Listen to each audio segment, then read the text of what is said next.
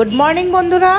তো আজকে হচ্ছে 18ই জানুয়ারি 2025 আর আজকে হচ্ছে অন্তিম দিন আমার বিকানের ডায়েরি ক্লোজ করার জন্যে। এতদিন আমরা এই বিকানের শহরে অনেক ছোট বড় এদিক ওদিক গলি গুজিয়ারি অনেক লোক মানুষের সাথে আমাদের আলাপ হলো। বিকানের শহরটা আমরা এক্সপ্লোর করলাম ওদের কালচার রিচ হেরিটেজ ট্র্যাডিশনের জন্যে।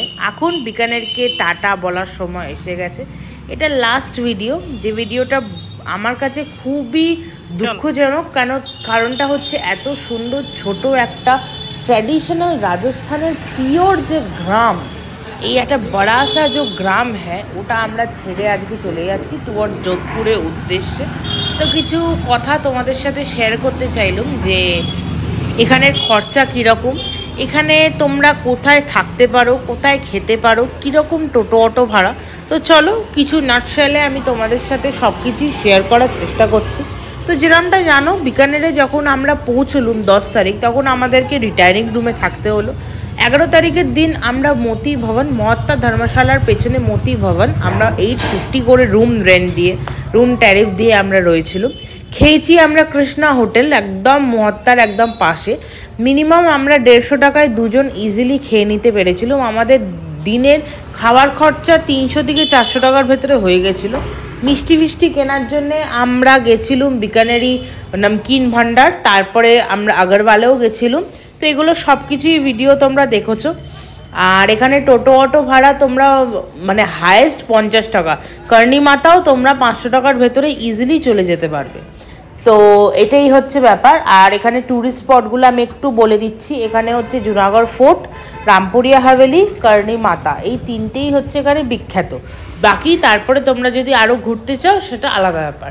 এরপরে দুটো আরও মন্দির আছে, শেঠ ভণ্ডেশ্বর জৈন টেম্পল এবং লক্ষ্মীনারায়ণ টেম্পল। আর এটা হচ্ছে আমাদের বিকানেরের প্ল্যাটফর্ম বলতে রেলওয়ে স্টেশনের আউটার পার্টটা। আজকে এখন বাজে হচ্ছে সকাল 7:30। আমরা পৌঁছে গেছি বিকানের স্টেশনে। তার কারণ হচ্ছে Ranakpur express 14707 Ranakpur express is on. আর ওখানে আমাদের 3 টায়ার এসি, মানে আমি কোচ নাম্বারও বলে দিচ্ছি। আমাদের কোচ নাম্বার পড়েছিল হচ্ছে B3, সিট নাম্বার 4147। আর এটা এখন আমরা স্টেশনের ভেতরে চলে এসেছি। আমরা এই পুরো জার্নিটা বিকানের শহরকে একজনকে খুব মানে ভালোভাবে পাশে পেয়েছি, সেটা হচ্ছে হেমন্ত জৈন। তার কারণটা হচ্ছে তিনি খুব হেল্প করেছে আমাদের আসা এবং যাওয়া এই দুটোই জার্নির জন্যে। লাগেজ ট্রেনের ওপর তুলে দেওয়া, ট্রেন থেকে নামিয়ে দেওয়া, খুবই হেল্প করেছে। আমরা যেখানেই যাই না কেন আমরা একটু আগেই রেলওয়ে স্টেশনে পৌঁছে যাই। তার কারণ হচ্ছে কোনো রিস্ক না নেওয়ার।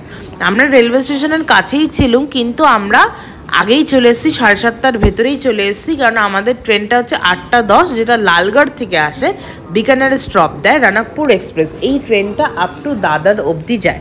মধ্যিখানে তোমাদের যদি কারোর আহমেদাবাদ যার থাকে তাহলে তোমরা এই ট্রেনটা ইজিলি অ্যাভেল করতে পারো। টিকিটস আগে থেকে কাটতে হবে, কারণ তোমরা এখানে পাবে না।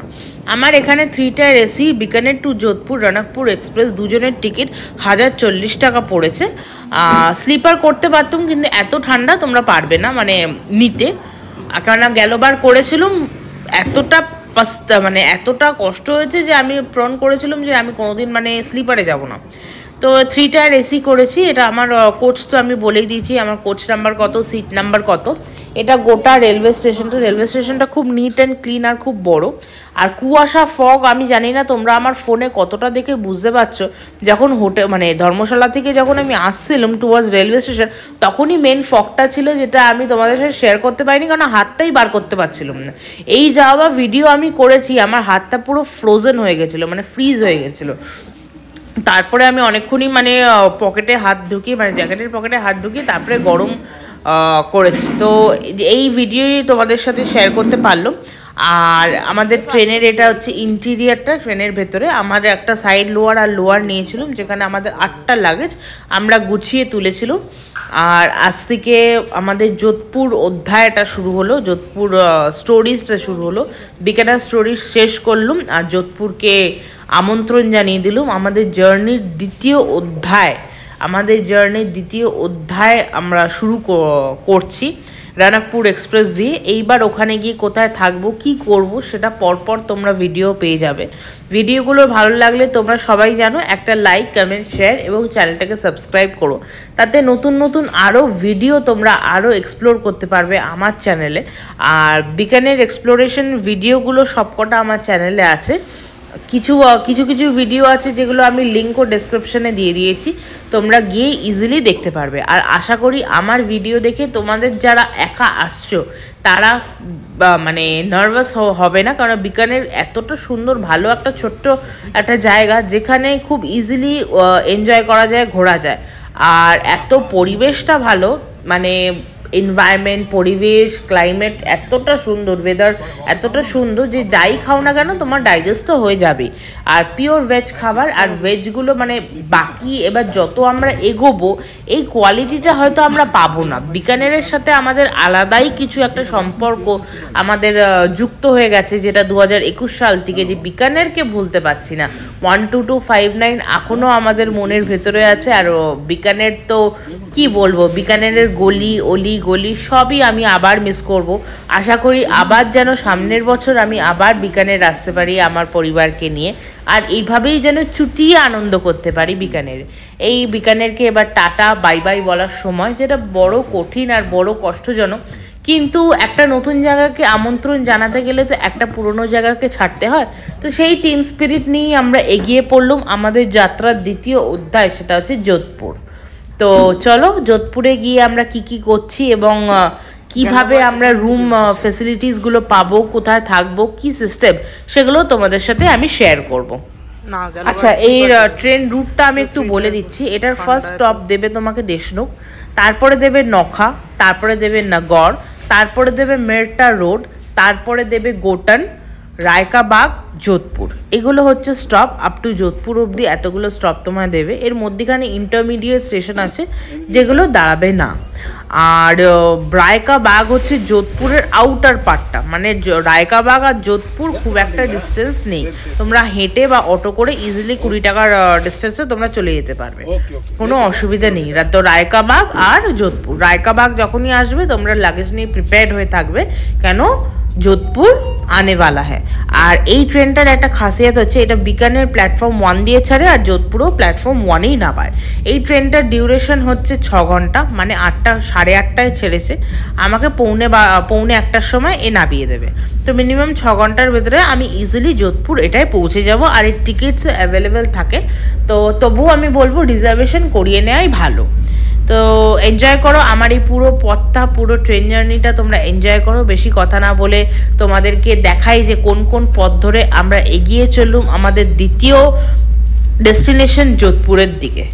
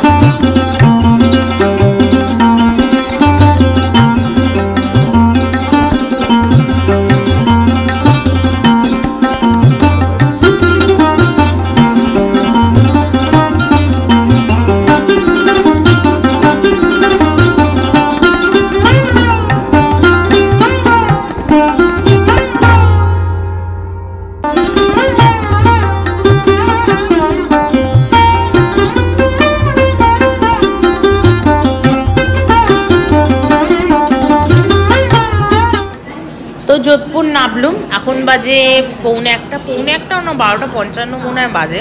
এই ট্রেন থেকে নামলুম, আর এটা হচ্ছে আমাদের টোটাল লাগেজ। টোটাল আইটেম হচ্ছে 8টা, 4টে লাগেজ, 2টো কাঁধে ব্যাগ, একটা জলের বোতল আর একটা ট্রলি, 8টা ব্যাগ।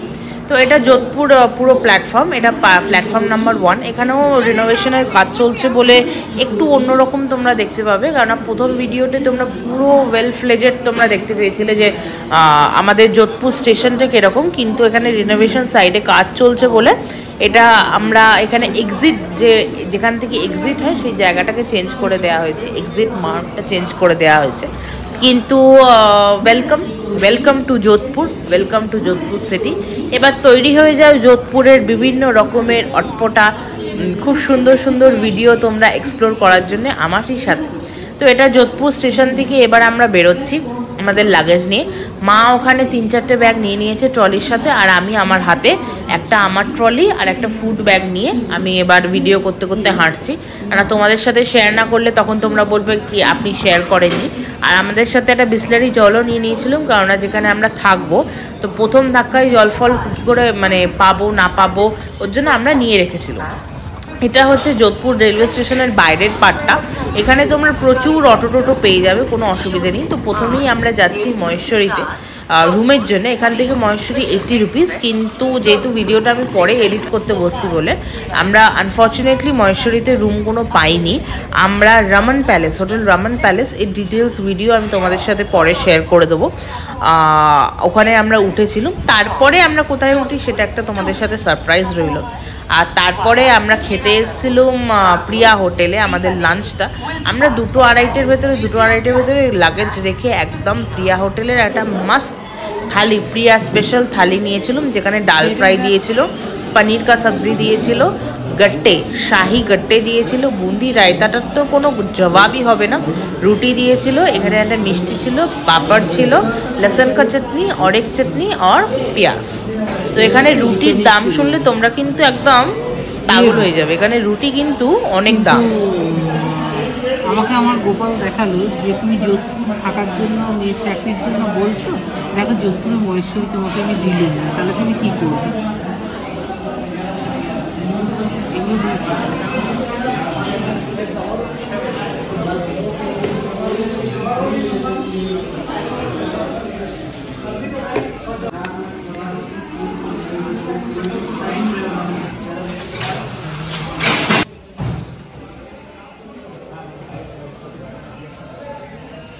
তো চলো তৈরি হও আমারই সাথে পুরো যোধপুরকে এক্সপ্লোর করার জন্য।